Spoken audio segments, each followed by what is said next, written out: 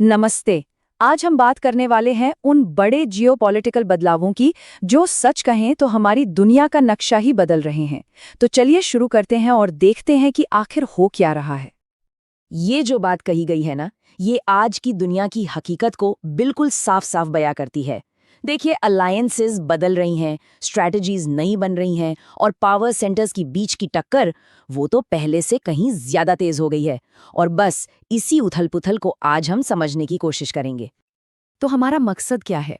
मकसद सीधा सा है, इन उलझे हुए कॉम्प्लेक्स बदलावों को थोड़ा सुलझाना, ये समझने की कोशिश करना कि दुनिया आखिर जा किधर रही है। तो चलिए अपनी पड़ताल शुरू करते हैं एशिया से। और क्यों?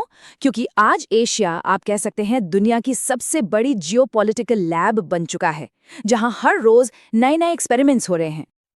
और इस लैब में जो सबसे पहली और बड़ी हेडलाइन बन रही है वो है भारत और रूस की बढ़ती दोस्ती। ये सिर्फ एक दोस्ती नहीं है, ये एक ऐसा कदम है जिसमें पूरे एशिया का पावर बैलेंस बदलने का दम है। कैसे? चलिए इसी पर गौर करते हैं।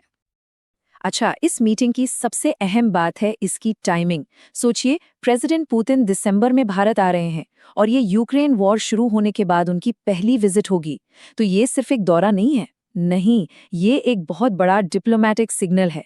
जाहिर है बातचीत होगी एनर्जी, सिक्योरिटी और स्ट्रेटेजिक कोऑपरेशन पर। ये सारी चीजें मिलकर एशिया में पावर के तराजू को एक नई तरफ झुका सकती हैं और इसी वजह से वेस्टर्न देश इस पर पैनी नजर बनाए हुए हैं। तो एक तरफ तो भारत और रूस हैं। अब आते हैं एशिया के दूसरे बड़े खिलाड़ी चीन पर। बीजिंग ने भी हाल ही में एक ऐसा दांव चलाया है जिसका असर आने वाले वक्त में पूरी दुनिया पर दिख सकता है। यहाँ ना शब्दों का खेल समझना बहुत जरूरी है। देखिए, चीन ऑफिशियली क्या कहता है कि हम कभी किसी पर हावी नहीं होना चाहते, हम तो शांतिपूर्ण मुकाबला चाहते हैं। लेकिन ग्लोबल एनालिस्ट्स इसे कैसे देख रहे हैं? वो कह रहे हैं कि ये एक सोची समझी स्ट्रैटेजी है। असल मकसद है वेस्टर्न नैरेटिव को काउंटर करना और एशिया, अफ्रीका और पैसिफिक में अपनी सॉफ्ट पावर बढ़ाना। मतलब कहा कुछ जा रहा है और किया कुछ और जा रहा है। ठीक है, तो एशिया में ये सब चल रहा है। अब जरा पश्चिम की ओर चलते हैं और यूरोप का हाल देखते हैं। इस नई ग्लोबल रेस में यूरोप आज खुद को एक बहुत ही मुश्किल चौराहे पर खड़ा पा रहा है। और एक सवाल है जो पूरे यूरोप के जहन में घूम रहा है, वो ये कि जैसे जैसे ये ग्लोबल कंपटीशन बढ़ता जा रहा है, क्या यूरोप अपनी रणनीतिक जमीन खोता जा रहा है? क्या वो इस रेस में पीछे रह रहा है? और इस चिंता की वजहें भी हैं। देखिए, महाद्वीप पर चिंताएं बढ़ रही हैं। क्यों? क्योंकि सालों से डिफेंस में अंडर इन्वेस्टमेंट हुई है, पॉलिटिकल लीडरशिप में भी एकमत नहीं है, वो बंटी हुई है। और इन सब का नतीजा क्या निकला? नतीजा ये है कि आज की ज्यादा कॉम्पिटिटिव दुनिया में यूरोप खुद को एक कमजोर पोजीशन में पा रहा है। तो हमने जियोपॉलिटिक्स की बात की, लेकिन इस सियासी शतरंज का हमारी अर्थव्यवस्था पर, हमारी जेब पर क्या असर हो रहा है? चलिए अब इसे समझते हैं। और ये जो आंकड़ा है ना, ये शायद चौंकाने वाला है। पहली बार ग्लोबल मार्केट्स के लिए सबसे बड़ा इकोनॉमिक रिस्क कोई और नहीं बल्कि पॉलिटिकल इंस्टेबिलिटी बन गई है, यानी सियासी उथल-पुथल। जरा सोचिए इस बात को।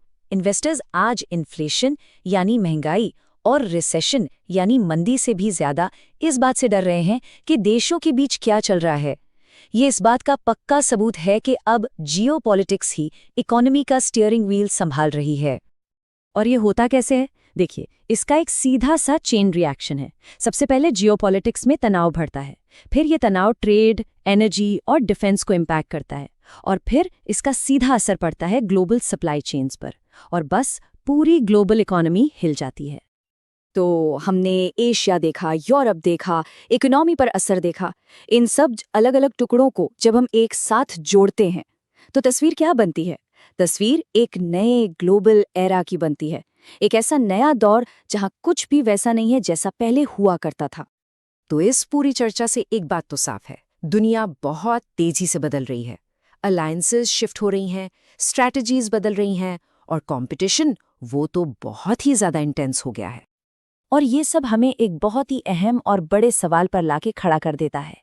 सवाल ये है कि इस इंटेंस कंपटीशन के दौर में इस नए युग के नए नियम कौन लिखेगा? कौन वो ताकतें होंगी जो दुनिया का भविष्य तय करेंगी? इस सवाल का जवाब ही आने वाले कई सालों तक दुनिया की दिशा तय करेगा।